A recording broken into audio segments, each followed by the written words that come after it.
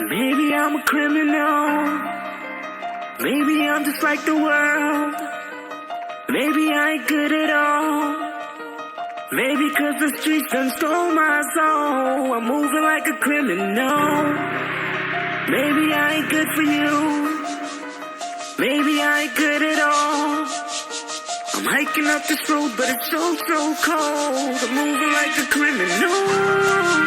I can't get away.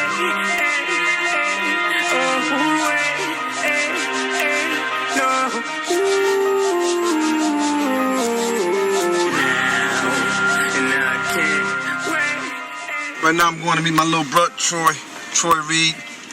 We're going to have some conversation about some stuff we've been talking about with each other for 15 years in prison, and now we get to talk about it. I get to talk about it as a free man. Maybe I'm just like the world. Maybe I ain't good at all. Maybe 'cause the streets done stole my soul. I'm moving like a criminal. What's happening? What's going on? Do you mind taking me on a tour exactly of where it happened, how it happened? No. You know, and kind of walk me through it.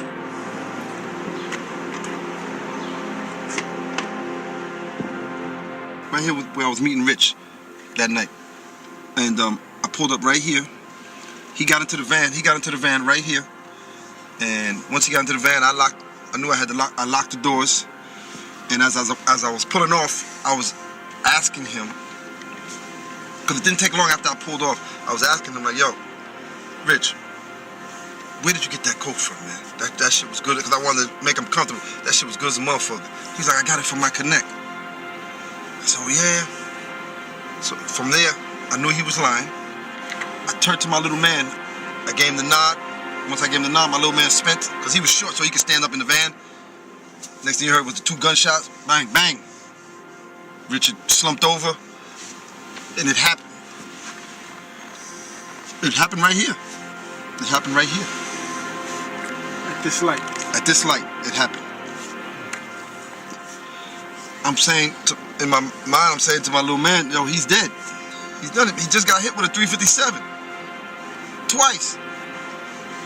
The only sound I heard was, him releasing his breath. His last breath. So I'm assuming that he's dead.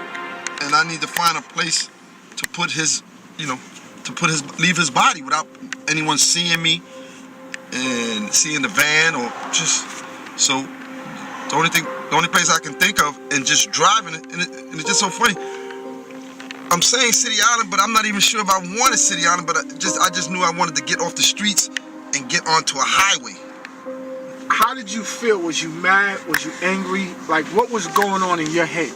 I was very mad. I just killed a nigga that I loved.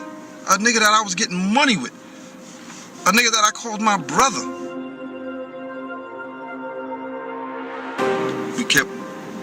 We kept driving this way, and until I can find a remote spot to leave the body. Go around this turn right here. Yeah, loop it real quick. It was somewhere over here.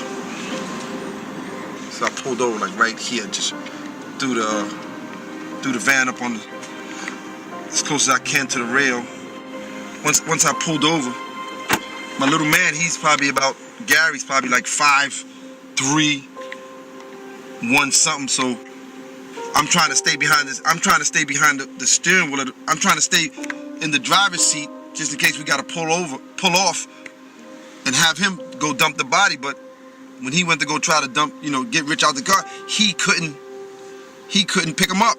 He couldn't pick him up. Rich was bigger than him, so he couldn't move him to put him in the woods and all that. So now I had to get out the van to go help him. And when I went to go help him, Richard made a sound. So that shit startled me. Like, oh shit, he's still alive. So I grabbed the gun. I grabbed the gun from my little man and put one in his head. And then I had to pick him up.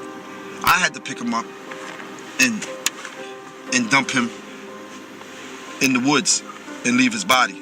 I was able to, get him where he needed to be.